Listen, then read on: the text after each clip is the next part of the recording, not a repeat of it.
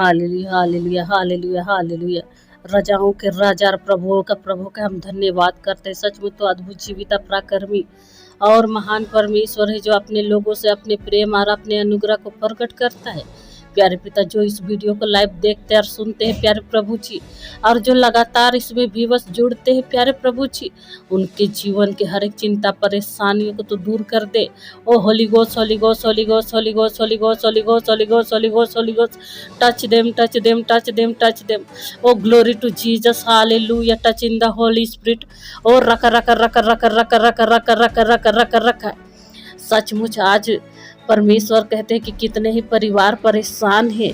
आज महिलाएं सोचती है कि मेरा बेटा चर्च नहीं जाता, मेरा पति चर्च नहीं जाता, मेरी बेटी चर्च नहीं जाती, मेरे सास ससुर, मेरे ननद, मेरे देवर, मेरा फैमिली का कोई भी इंसान जो है चर्च में संगति नहीं करता। और मैं चर्च जाती हूँ और मैं प्रार्थना करती हूँ, सब कुछ करती हूँ, लेकिन भी मेरे घर में बरकत नहीं है।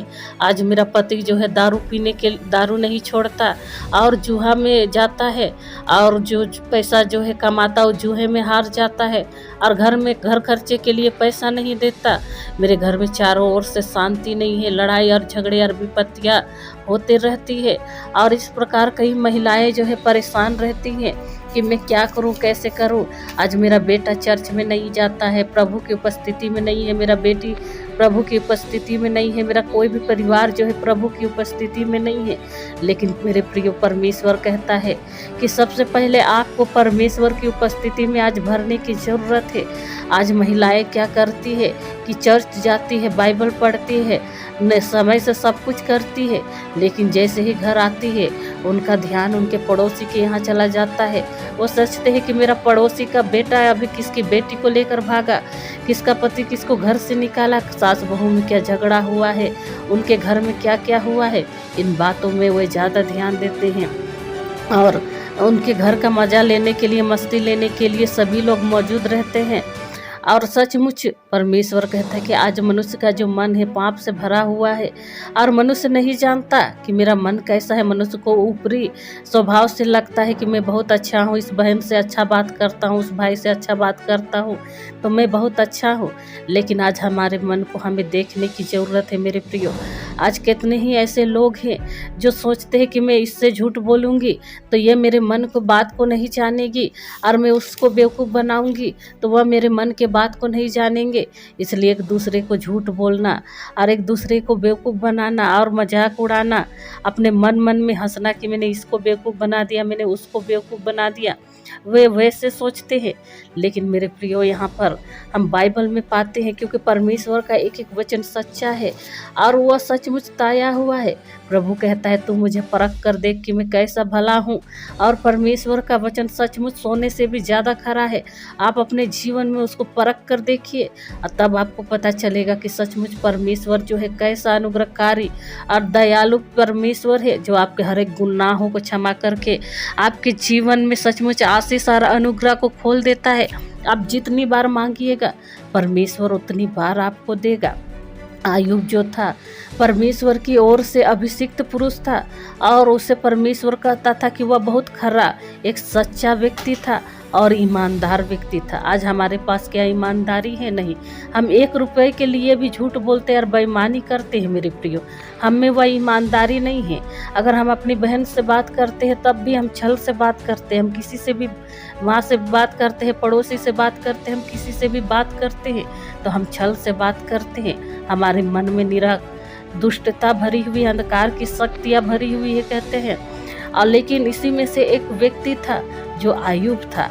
वह समझता था कि यदि मैं झूठ बोलूँगा तो मेरा परमेश्वर वहाँ से देखेगा। यह मनुष्य तो नहीं जानेगा कि मेरे मन में क्या है, लेकिन परमेश्वर जानता है कि मेरे मन में क्या है। मैं अपने भाइयों को धोखा दूंगा, बेवकूफ़ बनाऊंगा तो सचमुच कोई नहीं देखेगा, मेरे भाई नहीं जानेंगे, लेकिन परमेश्वर जानेगा। अगर मैं 1 रुपया उससे ठगूंगा तो कोई नहीं जानेगा, लेकिन मेरा परमेश्वर है मेरे प्रियो, वह जानेगा। इसीलिए सचमुच आज परमेश्वर को अपना जीवन देने की ज़रूरत है।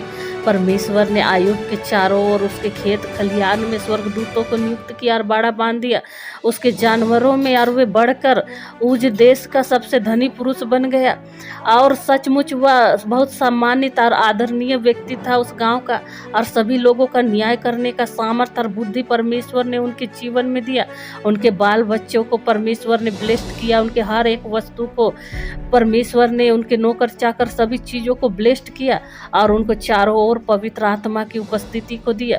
आज हमारे जीवन में छल कपट, हत्या, एक दूसरे से झूठ बोलना, हत्या करना, लड़ाई करना, एक दूसरे की मस्ती लेना या टोना टोटकी बातें हमारे जीवन में चलती रहती है, और हम सचमुच ऐसा सोचते हैं कि परमेश्वर का अनुग्रह मेरे जीवन में क्यों नहीं है, मेरा परिवार के जीवन में क्यों नहीं है।